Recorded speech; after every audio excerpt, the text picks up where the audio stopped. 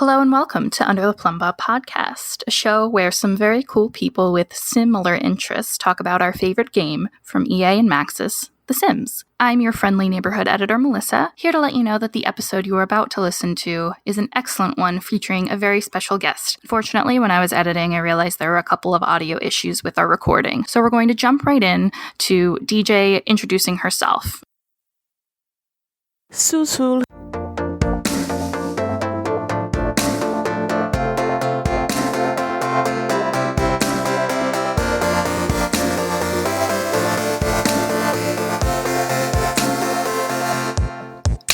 DJ, let's talk about you. Talk about DJ. Okay, so I'm DJ.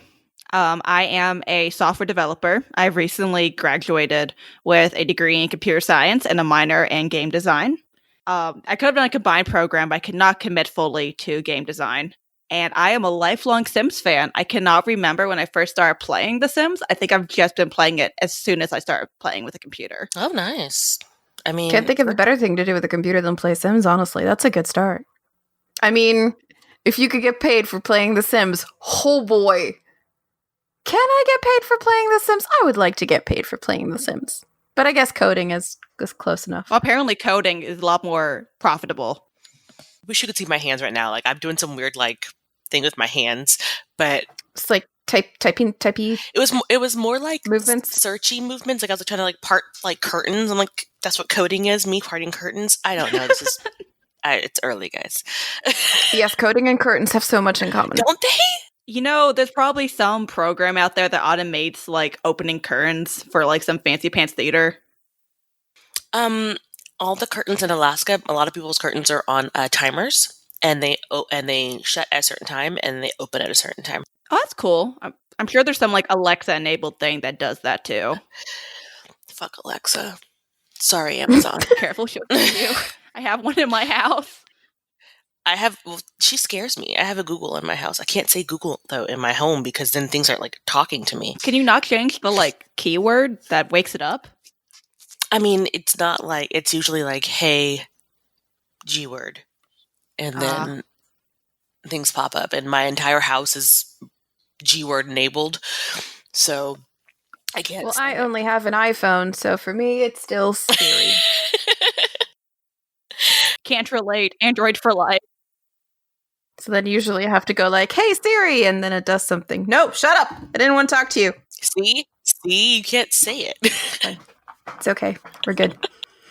Hey, they have a position open. I saw that SimGuru Grant or somebody posted they're looking for a Sims position. I think you should apply for it, DJ, so that we can have an insight. Oh man, I don't know. As we'll probably talk on later, working in the game industry isn't all that great for anyone a lot of the time. Let alone if you have parts that don't swing male.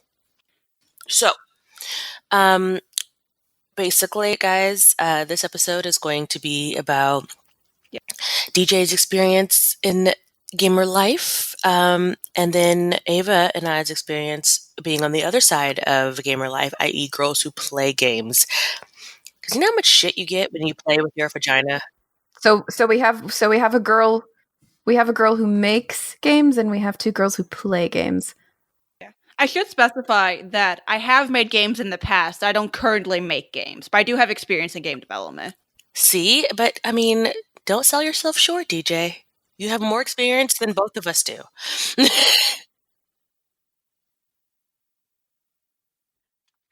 I just have issues in general with stop making freaking games online. No one wants to play that.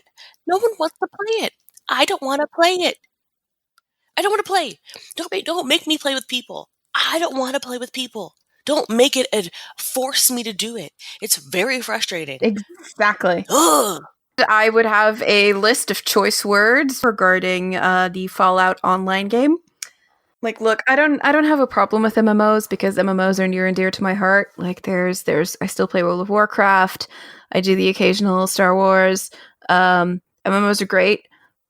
What I really hate is when they take a game that should just be perfect offline experience and then try to make it an online experience, like Fallout. Why? Just why? That was not good, guys. That was not good. I am trying to figure out if anybody ever played the online version of Dragon Age. Did anybody play that shit? Was that attached to Dragon Age 2? Well, there was like an offshoot of it, Oh, yeah, like a Inquisition, multiplayer or something. yeah. Like, did anybody fucking play this shit? There was an online version of Dragon Age? Yeah. Oh no! You mean that part of Dragon Age 3 of Inquisition? Yeah, you could have those heroes and play online. God no! Why would I want to do that? It's an RPG. Who did that? Why was that not? I know. They did that with Mass Effect as well. With Mass Effect 3, they had like those war missions, and then it became like they wanted to make it important to the story by making it so that if you wanted to pass the final battle, you had to have a number of war resources, and you could get war resources by playing the multiplayer.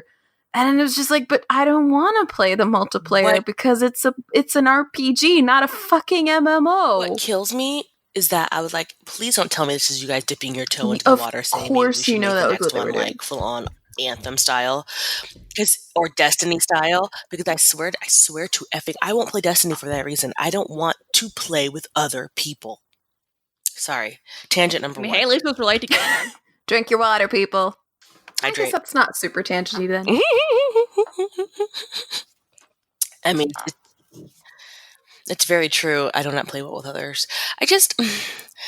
There's a reason. Honestly, I didn't used to be this way, guys, until I got into playing Borderlands 1 back in the day. Yay, Borderlands! And such a fun game, guys. Such a fun game. And I played with I played by myself, and then I played with an ex while we were dating. And then when we broke up, I was like, well, I want to play with somebody else too, because it's easier to play the game with another person playing with you. So I was like, cool, well, you can have people online play with you. Sweet. So I hop myself online and I go to play with other people, and the freaking minute I open my mouth and I was like, hey guys, I wanted to do this mission, I get one of three things. I don't know what I'm doing. Hey, let me see your boobs. Or, how are you gonna see my boobs anyway? Like, what am I gonna do? Like, pixelate them into the game? How are you gonna see my boobs? I don't understand. Or, like, seriously, just a whole barrage of, like, really inappropriate, like, just stupidity coming out of 12-year-old boys' mouths, which makes me really uncomfortable on so many levels. Why are boys? Exactly. And I'm like, honey, you're never gonna get laid this way. Ever.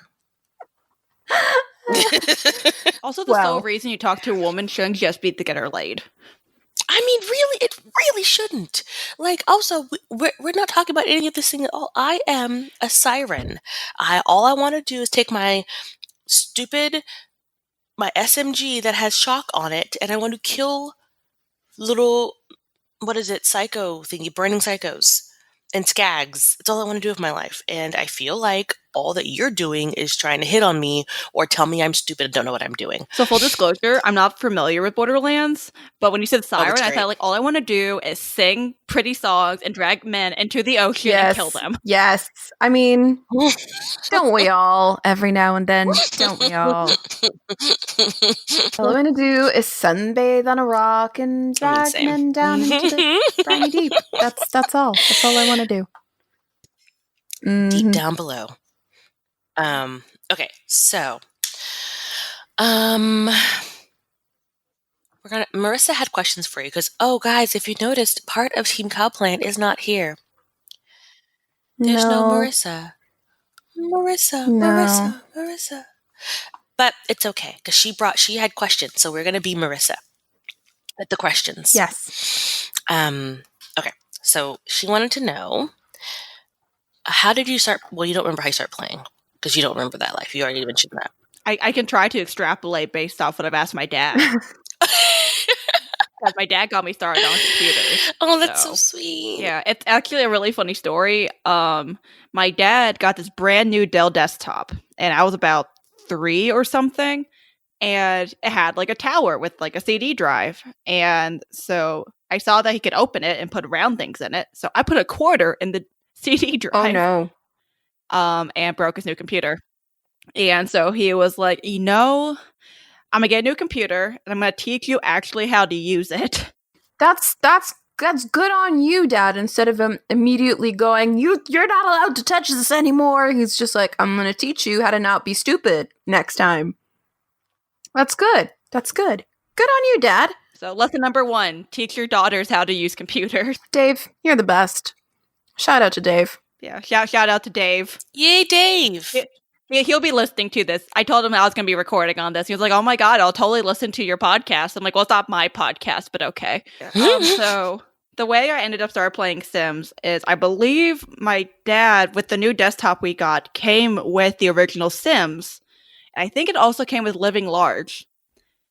And so I don't remember if I saw him playing it and I just hopped on, or I just saw we had the game and popped it in and started playing. But I just started playing the original Sims that way, just through accident. In any case, it called to you. Essentially, yeah. I had played many a computer game up at that point, but I was like, oh, this is like a dollhouse, but I can control them through clicks. I with a Rod that. Humble just dropping off a box, being like, hey, here's a free computer with The Sims 3 on it. Oh god, yeah. I remember that. Oh, fun. See, that's so nice. I really and truly wish I could remember how I started playing The Sims. I don't know where the game came from. I don't know if it just a magical Sims fairy came and dropped it into my computer. I do not know.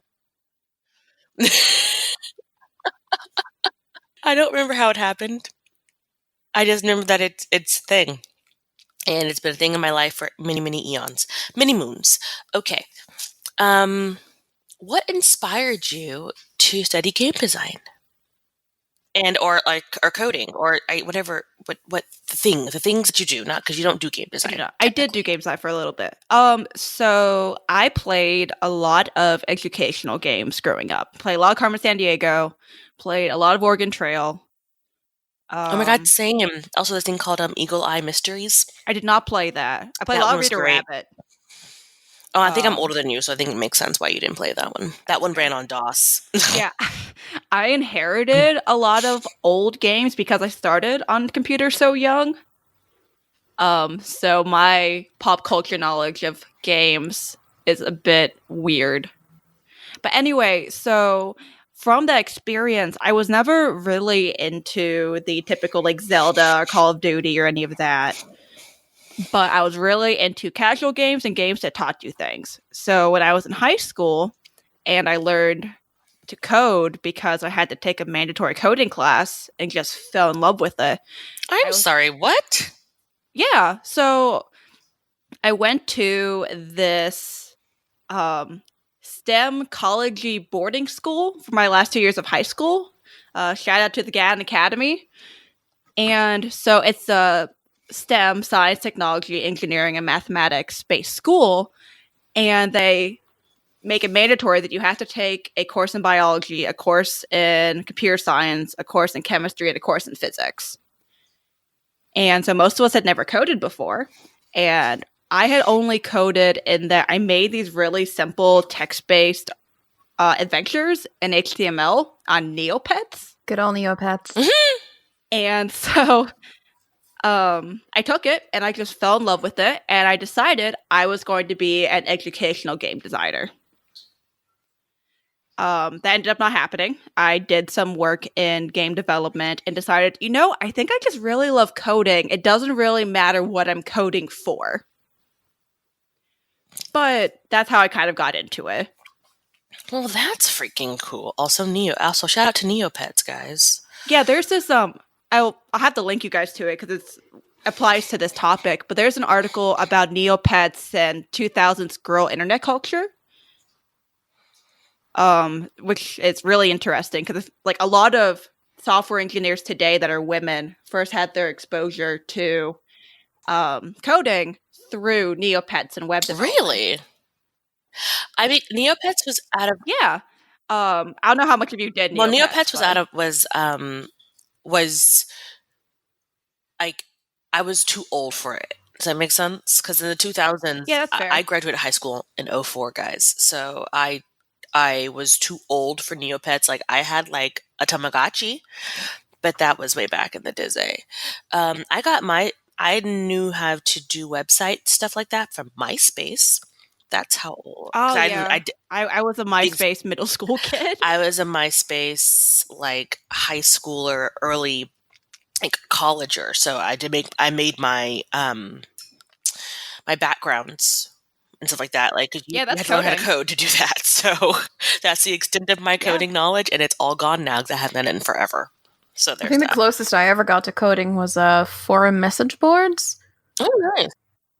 Yeah, Oh, yeah, you I could did a lot of that you had to too. alter your colors and your backgrounds and stuff. You had to do that with like HTML and stuff as well. That was the closest I ever got. But it was interesting. Honestly, I didn't even realize that that was coding. Like when I was doing like my MySpace backgrounds or whatever, because that shit's extensive. Like you have to like read the code and put the information in the right spots and like go from and then when you put it on your like in the place where you put it on your editing your profile, and then when you went to your profile to view it, if it was wrong, you had to go back and like figure out where the hell you fucked up. And like Yeah, that's actually how a lot of coding works is you write your code that says, okay, it's going to print to the screen hello world. And then if you use the wrong command or you miss some syntax somewhere, it's like syntax error, don't understand this question mark. It's like, I don't even think there's a question mark there, but okay. Yeah, so that is coding. And I think that's one thing that is really important and getting more people into coding is realizing it's not just straight C code, hammering at a computer, which no one codes like hammering at a computer. If you were doing that, you are not making any freaking sense. Because you have to think through it. And all it is basically you're making this spell. You're reading a spell book of documentation and you write it out and you put it into this magic computer that computes whatever magical words you said and creates the magic. Oh my god, I'm into it. I'm so into it. Yes. Everyone learned to code.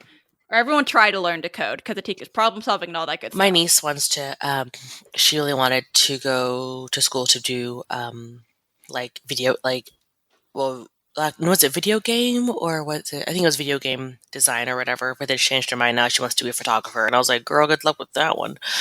But I mean, she's 14. She'll get over it. Yeah,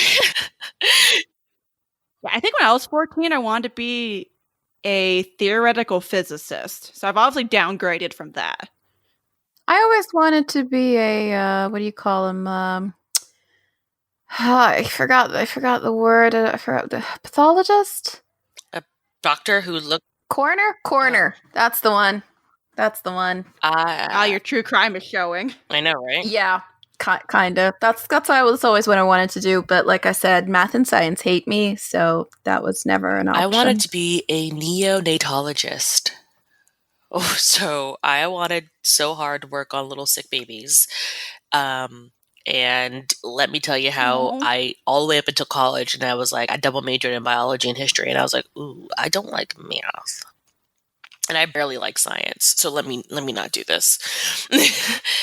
So there were those hopes and dreams. See, the thing is, I wanted to like math and I wanted to like science, but he just wasn't that into me. Right? I just felt like I'm over here like giving you all, and you're just giving me nothing back, science or math. You're just like, fuck it. Yeah, pretty much. It's like, hey, you want to go have a drink sometime? No. It's important to note that science and math, as well as like art and language, aren't for everyone. Well, I read a study that said like, and I don't know how accurate the study is because it makes people divide into groups, but it's like basically says that some people, depending on the brain that you function with, the side of your brain you function with the most, like you're good at like language arts and reading and things of that nature, or you're good at science and math. Oh, like the left brain, right brain stuff? Yeah, like so basically whichever way your brain, and of course you can train yourself to do the others, but like what you're naturally really good at or inclined to do depends on the side of the brain that you use. So apparently I'm on that language arts brain, so. Yeah, same. I speak through languages, but I just want to be able to do equations. That's all I want to do. My eye twitch, so there's that. The thing is, once I got math, like I got tutored and stuff, and once I got to the point where I understand this, I can do it, it was really fun. Mm. But, I never had that natural inclination to be able to pick that up. I needed people to extensively explain it to me. And once you get to university, that just isn't a thing. It's like you're on your own. I went to study groups and I took like extra classes, but that's about it. Like nobody was going to really extensively make sure that you got this. Because no one cares about you when you're in college. They're like, no, go to school, don't go to school. I don't care. Eat that taco. Eat that 17th taco. It's fine. It's fine. We didn't even have tacos. I mean, no. Tex-Mex isn't really a thing here. Well, we do. We kind of have to make them yourself. And if you're lucky, the supermarket will have taco shells. But like restaurants, no Mexican food at all? There's a no taco now in the mall next to the shopping center next to my office building. They opened up a whole new food court, and now we've got like Otaco and Five Guys, and there's a Vietnamese pho place. I heard Five Guys is amazing, so I'm going to be trying that out next week. Get a regular sandwich, not a double, because it's massive, and then split fries with somebody if you can, because they give you a lot of fries. See, my recommendation is to get this, like the mini. So I meant like because I found the regular one, you have to unhinge your jaw to eat it. Because all the toppings are free. So like, I am a topping person. Yeah, it's great. I'm really mad about the whole taco thing though. But I get it. I guess I don't know. You're not really close to Mexico in the slightest, so I totally understand. Yeah, it wasn't really an option then in college, but there was this little place that I always went to with my friends, and they made amazing rice porridge, and that was kind of our comfort food. What the hell is rice porridge? By the way, guys, this is maybe like 2 or 3, but go ahead and take that drink while we're talking about rice. I think this was a chug. Yeah, I think it was a tangent off a tangent. It's tangent. But yeah, rice porridge is like a sweet rice puddingy kind of thing. You get like short grain dessert rice, and you cook it in milk, and it becomes like this really creamy. I feel like I'd have a texture issue with that. Like, it's delicious. The texture of it in my mouth. It's real good. It's real good though. Well, I have a texture problem. That's why I can't eat cottage cheese. Or like oysters or anything. It's the texture of them. It grosses me out. Oh no! See, oysters, it's both the texture and the flavor. Because that's just sea flavored slime. That's just disgusting. Really, why would you do that? They're really good, but I can't get past that. It looks like somebody loogied into a shell. So whatever. Exactly. Like I went with my parents. They always go to like France, Normandy, Brittany, like that area when they go on holiday. And one year we went to an oyster farm in Brittany, and it was like the best oysters in the country, and they were like, oh yeah, you should try this, like they're the best. Sea flavored snot. Why I don't understand what the appeal is. Like, grill them, cook them, sure, yeah, they're delicious, but raw, eating oysters. What the fuck is wrong with you? Anywho, back on track, taking that train and putting it right back on the track, guys. All right, so Choo, motherfucker, choo. Like BuzzFeed did an article about the 17 struggles of girls who play games. All girls play games don't understand. And it made me chuckle super hard because I feel like everybody can relate to this shit. Like, we were talking earlier before recording about how I get really annoyed when they make all games now online, which side note, I do not understand why. Like, does it make you more money? Is it easier to do? Like, why are you making everything online? I feel like online, massive open worldness would be harder to do than just not. And harder to maintain. Well, maybe that's just me. Is that? So the thing about online games, though, is oftentimes they're subscription based. And you make more money off subscription. I mean, stuff. But I don't know if these, like, I don't know, like, is Destiny or Anthem, were they subscription based, or you just bought it and then you can play? No. That was more of a cosmetic system, the whole loot box the microtransactions and stuff. Yeah, it wasn't pay to play or pay to win per se, but you could like buy extras, I think. just cosmetics mostly, like armor or outfits or pets. Like if you wanted to. That was a thing with Guild Wars 2 Oh my god, Guild Wars as was well one of that my I favorite games. right? Oh shit, I forgot about Guild And Wars. perfectly playable by yourself, Right? especially with Guild Wars 1. Once you left like the main hub in the cities, you were in a separate instance. It was just you and your party, or just you and your, AI heroes that you took with you, So which was super fun. But in Guild Wars 2, they had sort of like a same, it was just you bought it once and it was free to play, but you can buy you had stuff the in option to buy gems, and then you could buy like new costumes or pets or mounts or stuff like that. The one thing that I got super salty about though, and that was around the time that I stopped playing, they started releasing these updates to the game called the Living World story. And that was like a season with like new content coming like every couple of weeks, couple of months sometimes, and it'd have like this new living world, like this is a new storyline and it's different episodes, and you have to log in to unlock the episode and then you can play through it.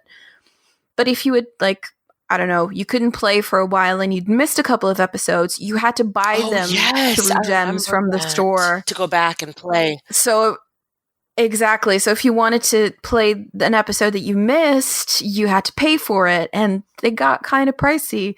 So I was like, I'm not okay with this. I bought your game. I mean, I appreciate the free content, and I do buy gems. Like I used to buy gems every month to sort of like support the game that I really liked. And then all of a sudden they're like, oh yeah, but if you want to play the rest of this new content, you gotta pay for it. I was like, what is the point, guys? I don't know. I'm still pretty salty about that. I don't play Guild Wars 2 anymore. Guild Wars is how I actually got into. So I did not grow up as a gamer. I hate the term girl gamer, by the way. I mean, we don't say boy gamer, do we? Like, it's stupid. No, we do not. Don't gender my hobby. What is it? Why do I have to say that I'm a girl gamer? Which is one of the things that I mean, we don't say like you're a girl bibliophile. Right?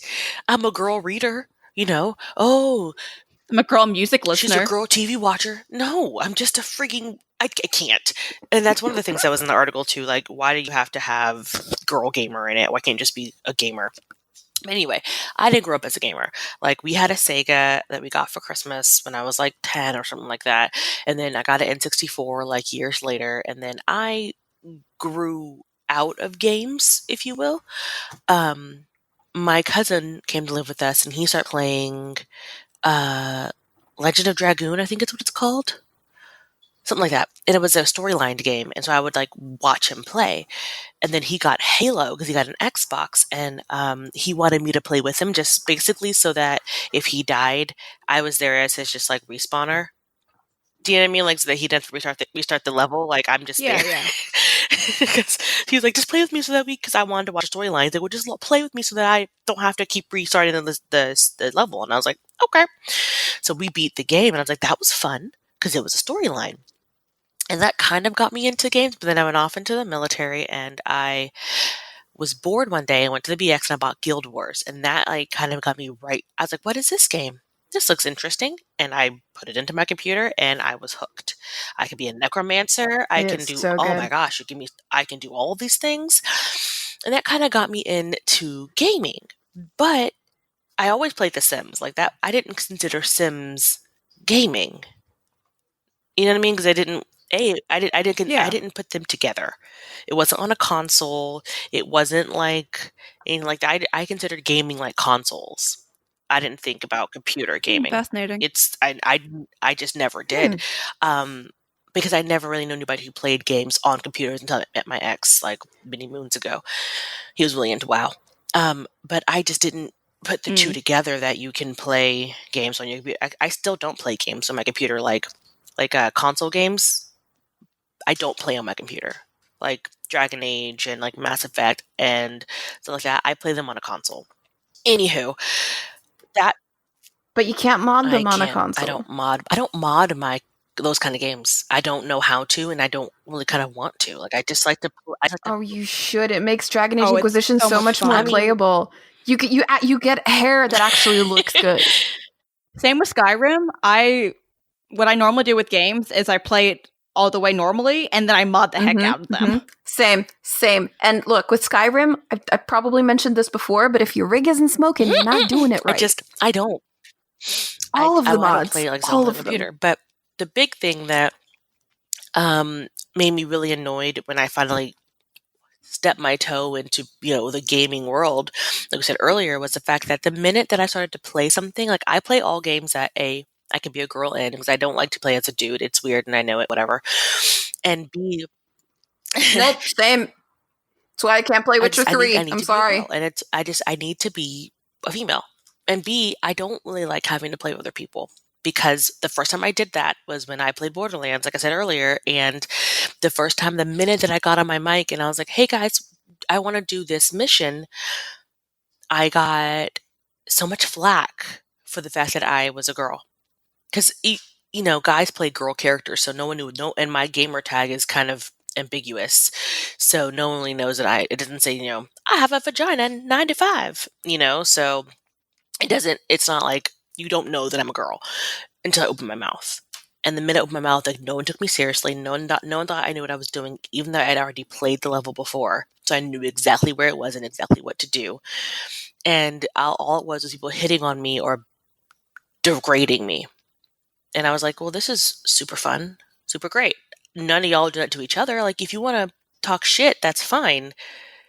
We could shit talk, but this is not Call of Duty, so why are we doing this? And I think that's one of the things that I hate most about game culture is that I have to constantly keep proving myself and constantly keep people to prove that I know what I'm talking about or I belong. And I'm like, I belong because I bought the fucking game. Leave me alone. Please and thank you. End TED Talk. No, that was good.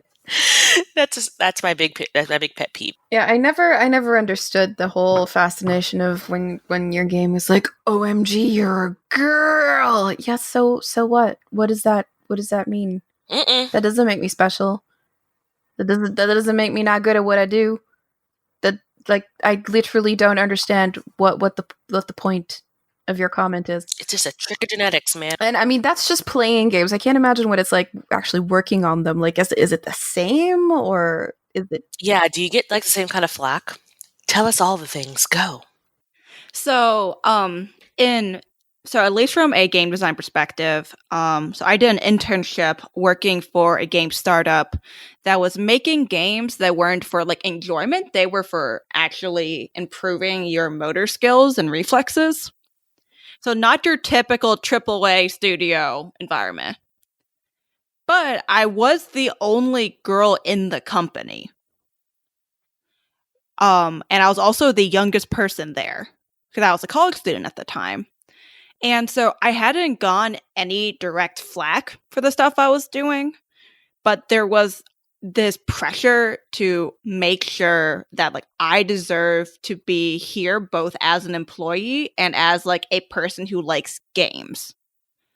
I think it didn't really get to the point of like harassment or anything like that, but definitely did feel like I could not break into their They only let you community. put your toe in, not your whole like body in. They're like, you can come, you can sit adjacent to us. Yeah, and I think there is something to say about my own like social anxieties and how I might have had a lot of it in my head, but an important part to remember about being a minority in any situation, gaming or otherwise, is sometimes it is all in your head, but a lot of the time it isn't, and you have to let yourself So believe does like that. coding games, and I dated a musician for a little bit, and he can't enjoy music, I swear to God, because he can only hear he analyzes it too much when he listens to music. So does that make you, do you do that when you like play games or anything like that? Do you analyze it like, oh, this could be better, oh, I see this thing, or like does that make you feel?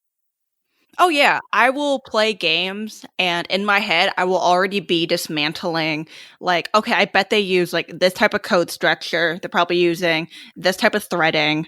The reason this bug probably happened is because of this file was probably like when I saw all the bugs that were happening in the most recent Sims patches, I was like, oh, I bet I know why that's happening. And I don't mod The Sims right now. I would like to, but I don't currently.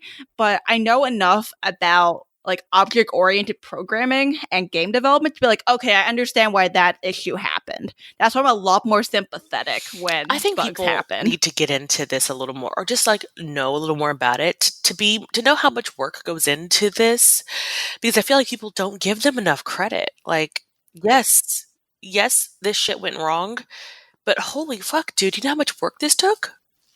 They don't, Like, I don't know. honestly. Like, how do you feel about all the backlash that like the developers get for X, Y, and Z? Like the whole controversy over the load screen, which I get it, I do, but also like y'all could not be people can't be happy with one thing because they have to get mad about something else. And like, how does that make you feel?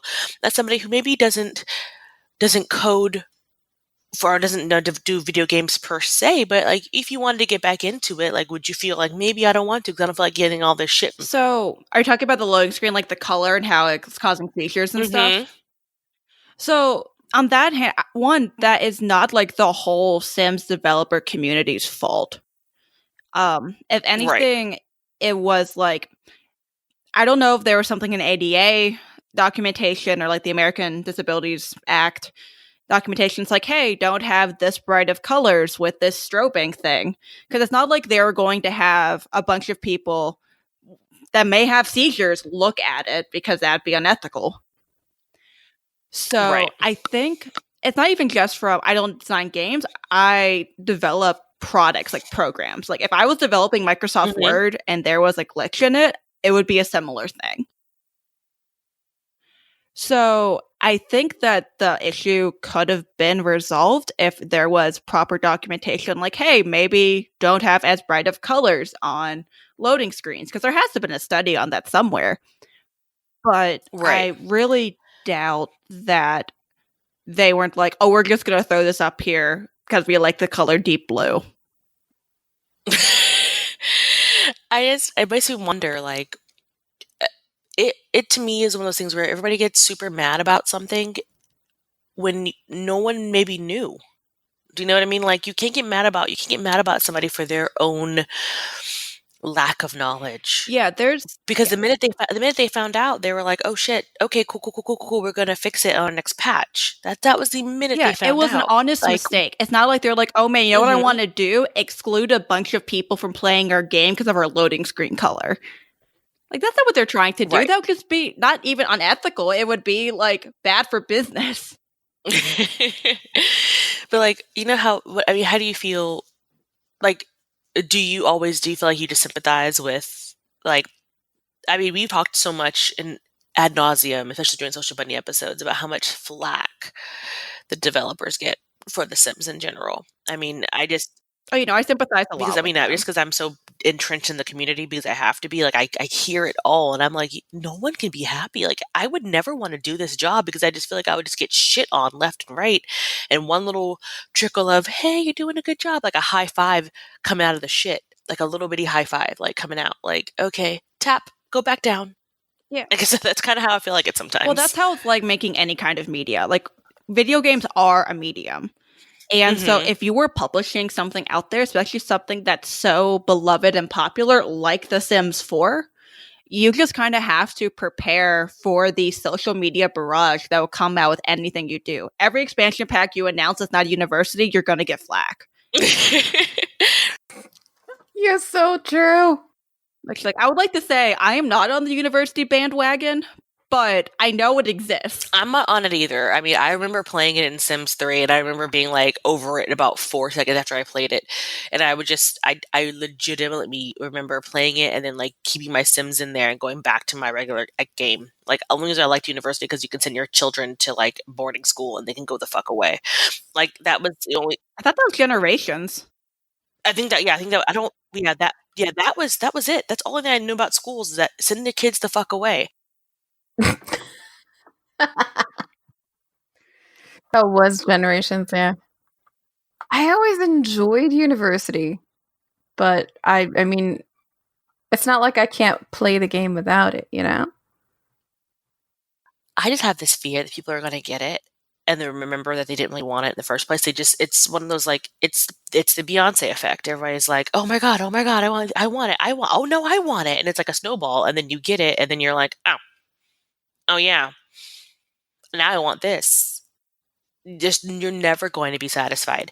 You're eating a whole bag of Lay's potato chips looking for more potato chips. Nice analogy. I like it. I can dig it. Anyway, I mean, it's just one of those things, and I can't with it, but I just don't. And I get it. Like, with anything you put out, people are going to be mad about it. And I mean, I know that I share my salt with BioWare about anything they do. So I still love you, BioWare. I want you to understand that. Like, I'm just disappointed. I'm just a little disappointed. I don't dislike you, and I'm still going to buy your shit, and I'm not going to hate on you too hard. Just don't fuck up my game. Yeah, I think that's another thing about video games and other media is that when something goes wrong with someone's favorite medium, it feels like they're insulting their thing. It's not something that's made by another company, it's their thing. And I know that people get really passionate about it. So I understand. I understand you get really passionate about something, especially something that means so much to you, or something that, like, but you as like a, as a player, as well as a person in or around or affiliated somewhat with an industry, like, do you get as much salt as everybody else does, or do you have like a grain of salt and like a big bowl of understanding? I have a big bowl of understanding. I definitely do get angry sometimes when things like in The Sims or other games will come out where it's like, this should have been developed better. This should have maybe been a free update instead of a special expansion pack. But I also understand, one, the Sim gurus aren't making all these decisions. It's some CEO or manager that's like, hey, you know what makes money? This thing, according to our market research, by people who don't play video games. Just like we mentioned before.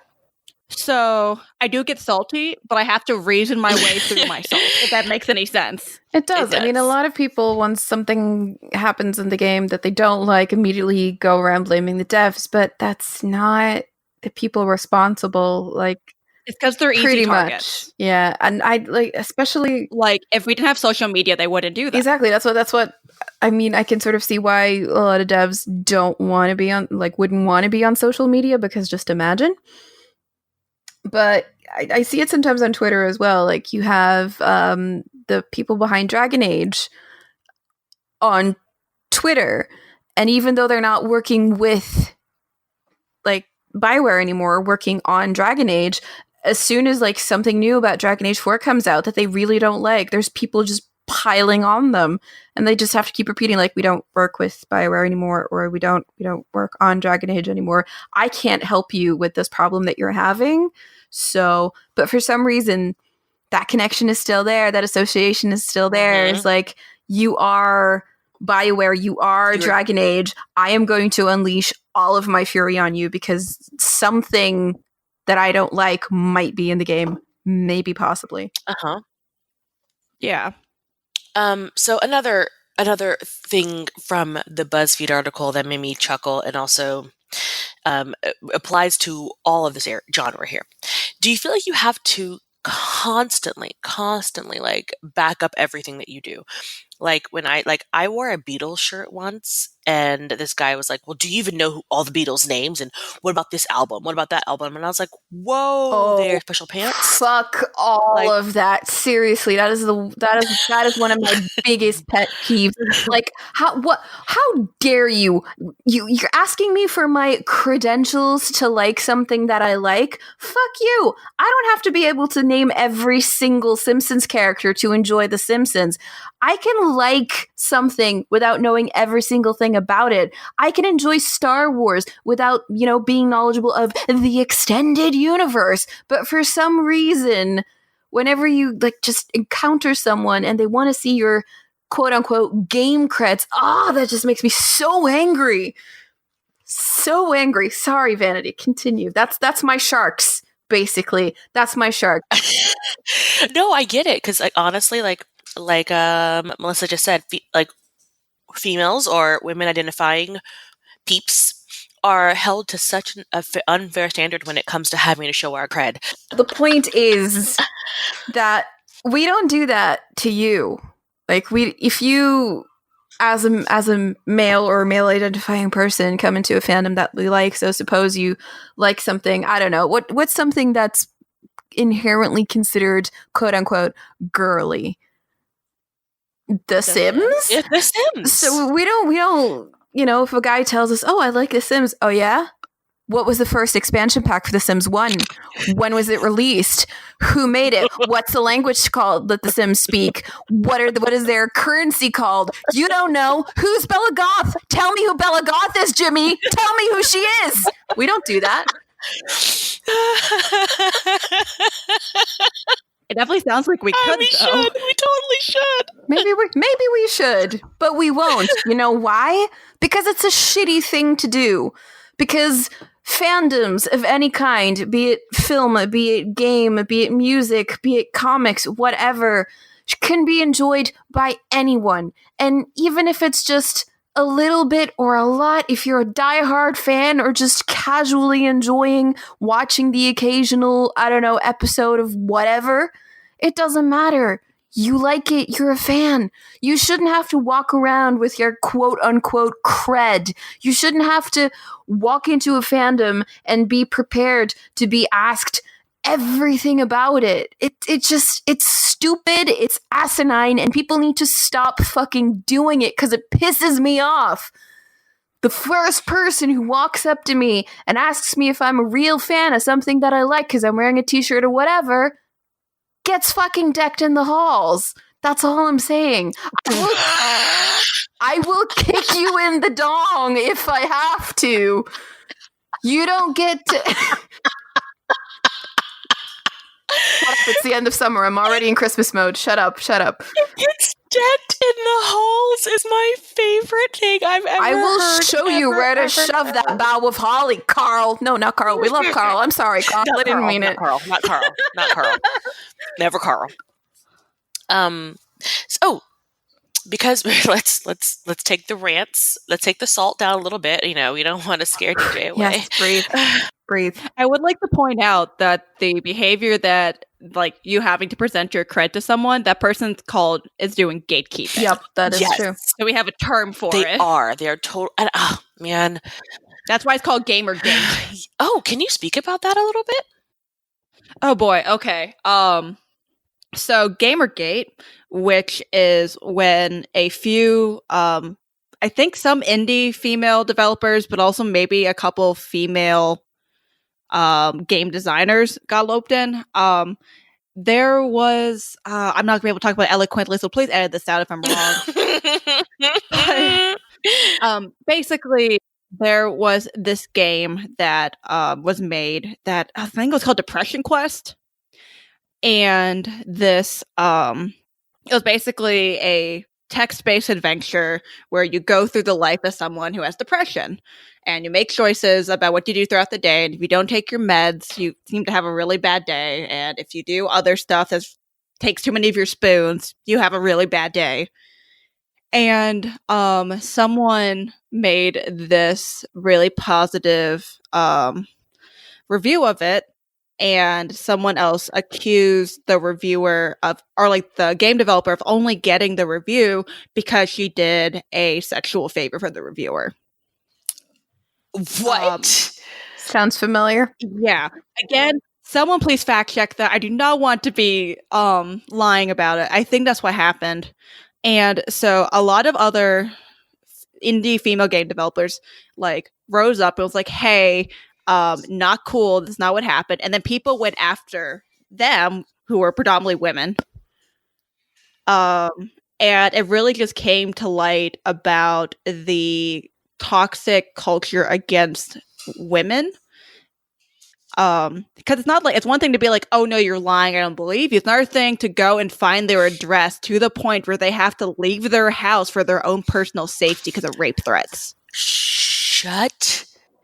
And all because of the age-old mindset of the only way a woman can get praise is because she sucks some dude's Ick. Yeah, again, please fact check that before it goes into the podcast, but I believe that's what happened. So Gamergate happened right when I came to college, and I had just declared a game design minor. One of my other friends, who was female, had just declared her combined computer science and game design major. And we went to a talk where one of the women who supported the Depression Quest developer gave a talk about her experience and the games she makes. And after listening to it, my friend turned to me and was like, I don't think I want to go into game development anymore. Oh my god, are you shitting me? That is so sad. No. And so she changed her major to computer science and interactive media. See, that's the thing. That's the fucking thing.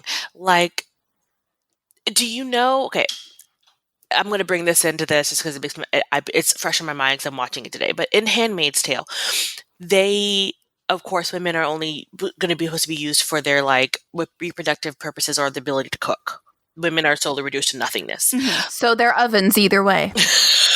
Yes, they're ovens. But okay, and there's a whole. I mean, if you haven't watched the show, by the way, spoilers. I don't know amongst kind of spoilers, but there's a whole thing where a baby is sick and none of the doctors know what to do, and then they were like, one of the person's like, well, we need to get like the top rated like neonatal doctor or whatever, and they're like, okay, well, go get him. And she was like, nope, she's a Martha, which is for people who cook. The top rated neonatologist in like the world was reduced to a cook, and they found her, and the scene was so freaking poignant because she was putting on her lab coat back on to get her stethoscope, and she almost cried because that was her life, and it was taken from her passion taken from her because she had a vagina. And I feel like that's kind of how I feel about your friend. Like, she had a passion, something that she wanted to do, and it was kind of ripped from her by the fucking just stupid boys. I'm not going to call them. I'm not going to call them men because that's not a man thing to do. That's some fucking boy shit. That's some little kid pulling your hair on the playground boy shit. And I can't. I fucking can't grow up and I'm not going to say grow some balls. Just say patriarchy. It's the patriarchy. It's the patriarchy. Grow an ovary. Fine, because apparently you traded yours for excessive testosterone. I can't. I fucking can't. Oh god, I don't want to discourage all your male listeners. I think we have like 4, so it's fine. Yeah, you're good. Plus, they're all pretty sound. I mean, we've got Nerdy Dude, who's an absolute treasure. We've got Tim from Seattle-ish, who's a spreadsheet master. Tim from Seattle-ish, we love you, and there's nothing about you at all. We think you're great. Same thing, Nerdy Dude. We think you're great too. All the love. Anyway, no, but seriously, like that's just my like. It just that you saying that about your friends like made me so angry. Yeah. First of all, those poor women who put their heart and soul into something, made a game, and then just to get a little bit of recognition for it, oh well, you must have shown the left tit or whatever, or it's stupid. And it's like, are you mad because no one liked your stupid little game? Is that what it is? Like, then do better, be better. It also wasn't a like action game. It was a game about mental illness. And even if the game, even if you don't think the game isn't very good, then say the game isn't good. Don't blame it on the person who made it or the person that reviewed it. I can't with people. So. It reminds me when the hardcore, like, was it Call of Duty bros went nuts. Because, was it Battlefield or Call of Duty? I can't remember which one. But they brought out their new game, and the cover, like on the cover art, there was a woman on the front of the cover. And they just started going nuts because there's no women in World War I or II. Yeah, well, I've got some words for you, buddy. Nancy Wake, Jacqueline Cochran, what's her name? Pavlichenko, the fucking badass sniper. Russian sniper. She was amazing. Check out The Unwomanly Face of War, An Oral History of Women in World War II, by the way. Excellent book. Can read more about these badass ladies. But there's no women in war. Fuck you, buddy. Oh, hello, Kitty. Hey. You're a sweet boy. You're a sweet boy. You know, nothing diffuses True. a situation like a cat. My cats are asleep. True. Like, I'll be scrolling down Twitter and, reading about mass shootings and climate change, and all of a sudden there's a cute cat video and just brightens up my day. I agree. Okay, so NASA's running a whole ad campaign about like how they want girls to be talking about space, and they want women in engineers, stuff like that. I mean, have you seen Hidden Figures? Yes, girl, I have. I mean, I was gonna cry. Like, I cried. I love NASA. Like, I used to want to work for NASA, and I just cried in the first 5 minutes of that movie. We need more women in the industry. We need more women to be have a voice and make it normal. We need to normalize women in quote unquote male dominated areas. How do we change? How do we change the mindset of people? We have to force change. And to force change, you have to be a part of it. You have to be in it. That's with anything that you want. If you want something to change, you have to force it. You want to get in, break down the door. But not like literally that's breaking and entering. Don't do that. Like the proverbial, like metaphorical door. Break down that proverbial door. But like seriously, you want to get in? Make yourself in, and don't let anybody discourage you. Yeah, I've heard before when looking at why aren't women performing as well in the workplace as men, is women are taught to be perfect, men are taught to be proud of what they do. They're taught to grow. Damn straight. Yes, and women are taught to be stagnant, and that is shitty, and we got to change it because women can make. I mean, women aren't stagnant. We aren't that weird, gross water with the green stuff on top. We are flowing rivers. Little brown girls, whatever shade of brown that you are smart, you are capable, and you need to go out there and show the fucking world that you can code and you can do all that stuff just like every other person because you... That being said, you don't have to code if you don't want to. No, you don't have to, but if you want to. I'm saying, like, if you want to, you are just as fucking valid as everybody else. I love all of you little brown girls. Hugs. If someone ever tells you that you can't do something, you ask them why. And if it's not a good answer, like if the answer is because you're a girl, don't take that shit. You ask them for a good answer. Yeah. And because you're a girl is not a good answer. It is never a good answer, except if it's peeing standing up. Although you could probably do that these days. Now they have like things for that. You can get a They have those like straw things. Yeah. So there you go. Because you're a girl is not a good answer. But I know that it's hard to find, or especially in different areas, it's hard to find people or organizations that are here to help you if you are a minority or you are a minority who is not in a well-funded area. It's hard for you to find something.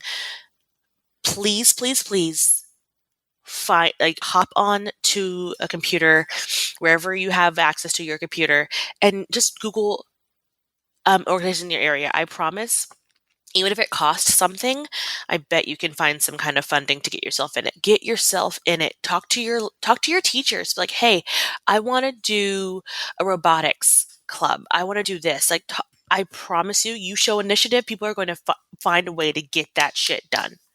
Get it done. We need you. Because I can't do it.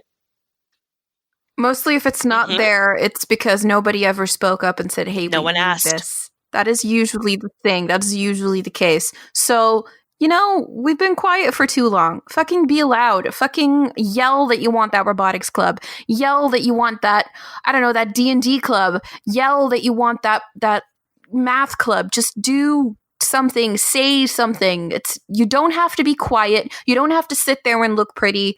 You do you. You do you. That's all I'm saying. Okay, so full disclosure, I don't know a whole lot about girls who code. However, I think they're really cool. So basically what they do is they are kind of what they sound like. They are an organization where they organize events for young girls and young women, generally girls who are in like K through 8 grades. And they do these coding clubs where people will get together and they'll learn how to code. They'll learn Python, they'll learn Java, and they'll make little games. They'll make little mobile apps. And oftentimes they're not starting out with just a black screen.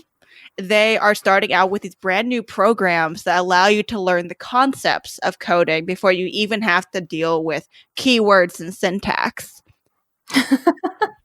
So if you are living in an area that if you were a young girl who wants to learn about coding, you should look up and see if there's a Girls Who Code club in your area. And if there isn't, maybe talk to a math teacher or another teacher at your school who might be interested in starting one.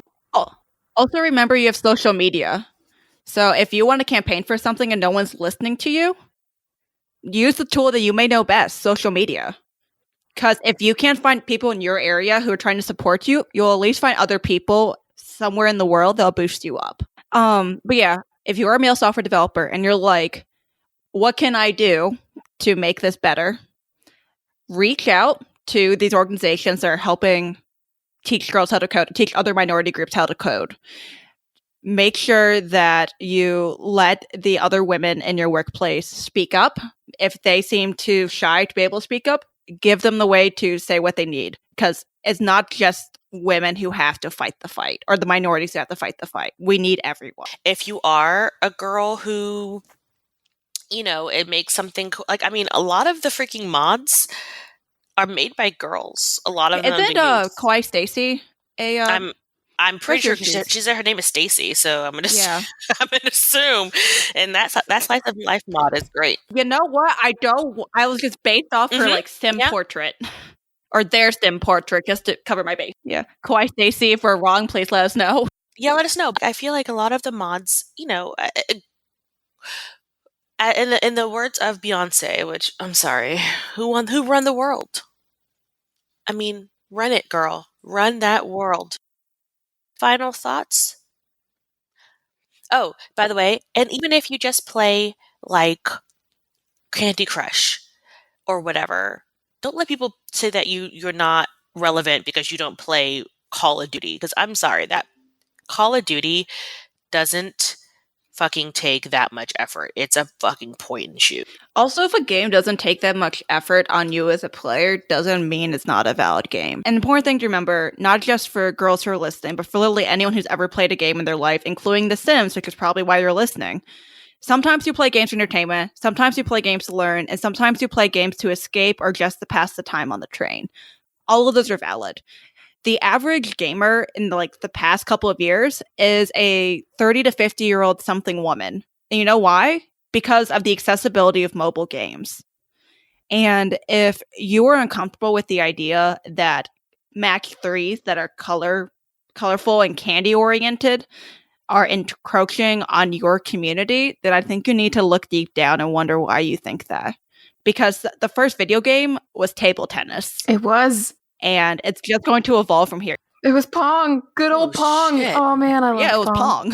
Girl, I just want to give you like a slow clap and like a mic drop. That was was beautiful. Very good. Thank you. That was beautiful. So yeah. I'm giving you a virtual hug for that one. Shit. That was great. And so after this recording, I can totally give you guys some links to some good resources if you just want to learn how to code on your own so that our listeners could look into that. Yeah. We're going to so many links, guys. Yeah. So look at the show notes, guys. Look at the show notes. Okay. So, I think are we good? Do we want to start to wrap and do some our end things? Anything else anybody wants to say? Because I feel like I got to leave on that because that was like a mic drop moment, and I think that was amazing. That was good. That was really good. Thank you. Okay. All right. So, what just happened? DJ, do you want to read the what just happened? Sure. Yeah, it's look at that guest Okay. reading what just happened. Do I need to explain what just happened is, or is that something you do, or do the listeners know what that is? It's Sims fails. They should know by Listen now. stories. Yeah. They should know Whenever by now. you had a holy shit, what just happened moment in game, we would like to hear about it. So send them to us, and then we or our guests will read them out live on the podcast. Well, not live because recorded, but we'll read them out on the podcast for you, like DJ is going to do right now. Right meow, Okay. right meow. So this is from Tasha on Facebook. They write, when I first got The Sims 3, I made me and my then boyfriend Sims and then had a baby. The game crashed right after, and I lost the baby Sim since I hadn't saved. I felt weirdly bummed out about it, even though it wasn't a real thing. I saved a lot more often after that. I also did the accidental vampire switch, which was mentioned in a previous segment. Oh god, I remember that. The tap to turn was not turn and show off your outfit. It was turn me into a vampire. That's the one. Oh. Then I forgot that I turned my sim into a vampire and sent her jogging in the middle of the day. Whoops. I didn't realize my mistake until I got the notification that she was dying. Oh no. Again. She had 2 kids, thankfully one a teen, so I made Vlad move in and raise her kids while also completing the writing aspiration so he could bring her back to life. Oh, yeah. That's hilarious. And Vlad is so creepy. Don't have him raise Can you your kid. imagine having So your creepy. adoptive dad be Vlad? Ugh. He is so creepy.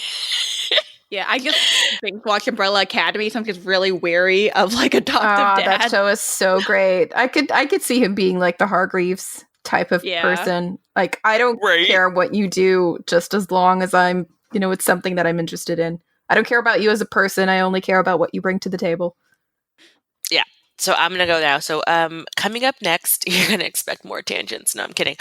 Our next episode is the long-awaited pack review of Get Together. The Get one Together. I never use. Well, the only time I ever use Get Together is for the world that came with it. But it has the most exploitable like game feature for challenges. I know, and I never use it. But I rarely play challenges anyway, because I'm like, I don't need to be challenged. I'm fine with cheating. I play them only when I have to for the show. So there's that. Can't relate.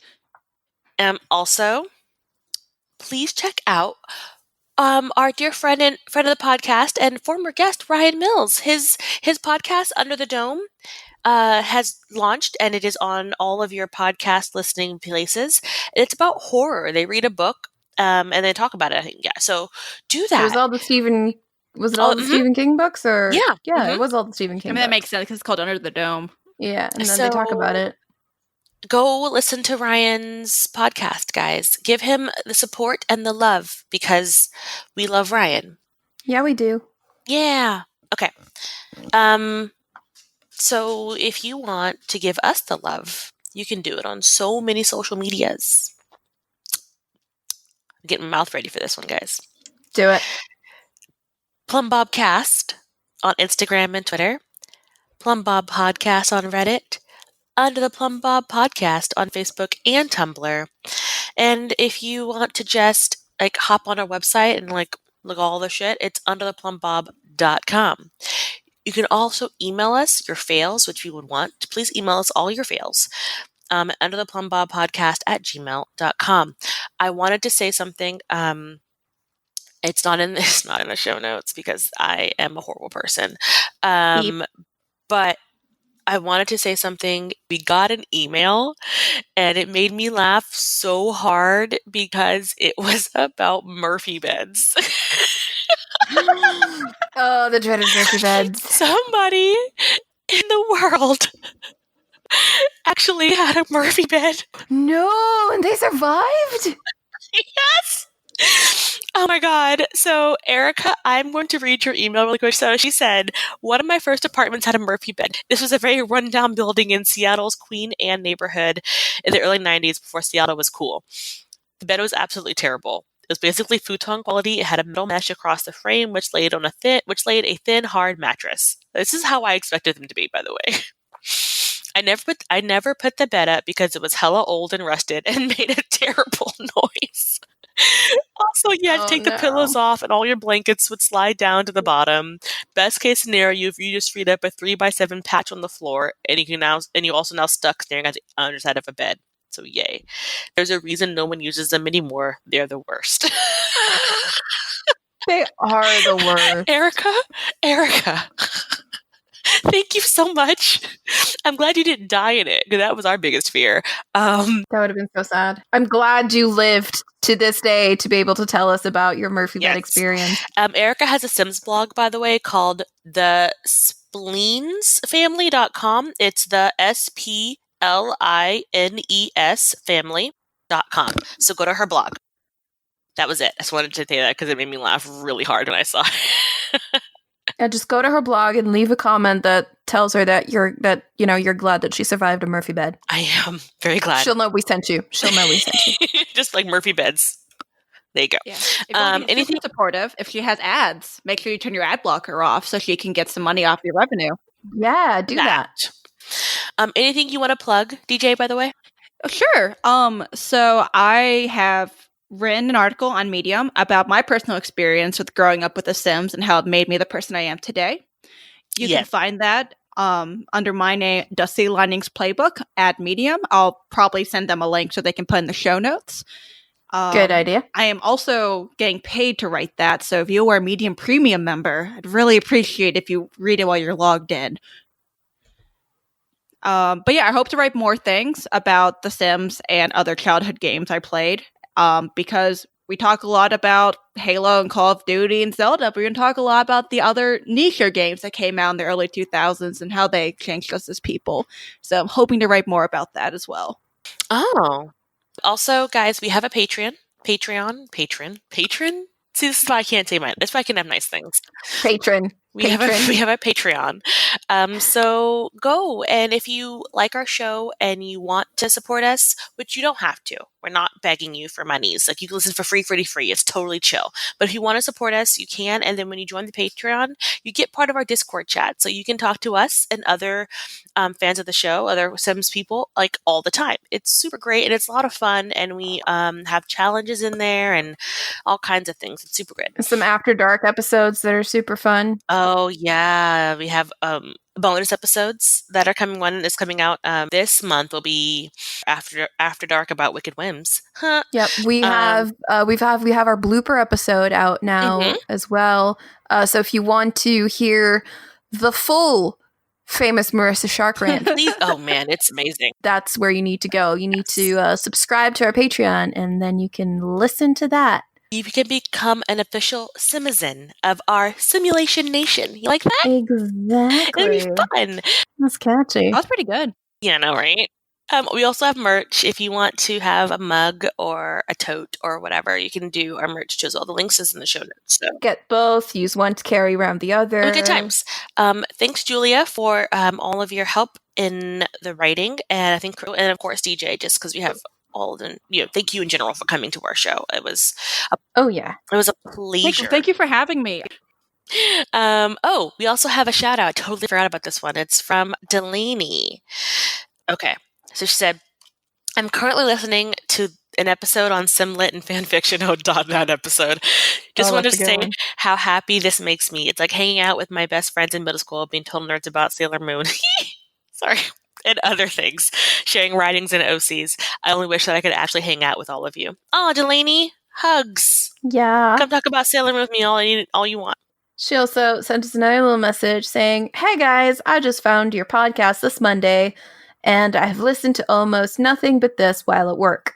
I feel like I finally found my group. I relate to so many of you. I've been playing since Living Large for 1 came out. Girl, yes.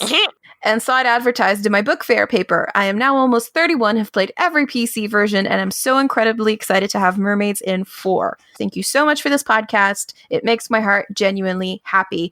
Well, Delaney, it makes my heart genuinely happy that you found your little spot with us. We are very happy to have you in our little simulation nation. I really want to point out how having this podcast really validates the niche interest that makes this seem not so niche. It's no longer just a bunch of people who play with digital dolls. It's a whole community. And having a public podcast really validates that.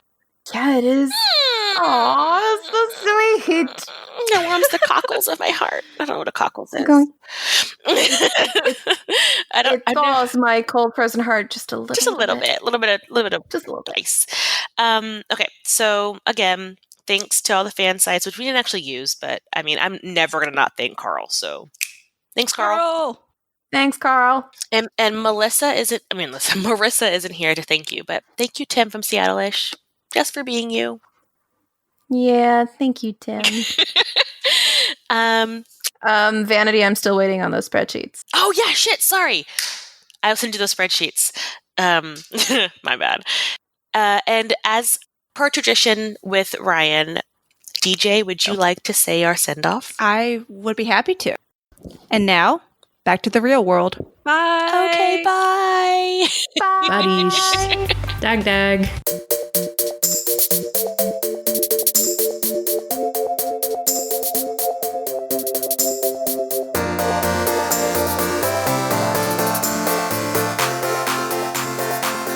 I thought you were talking about a specific Paul this whole time. Apparently, it's just the royal Paul.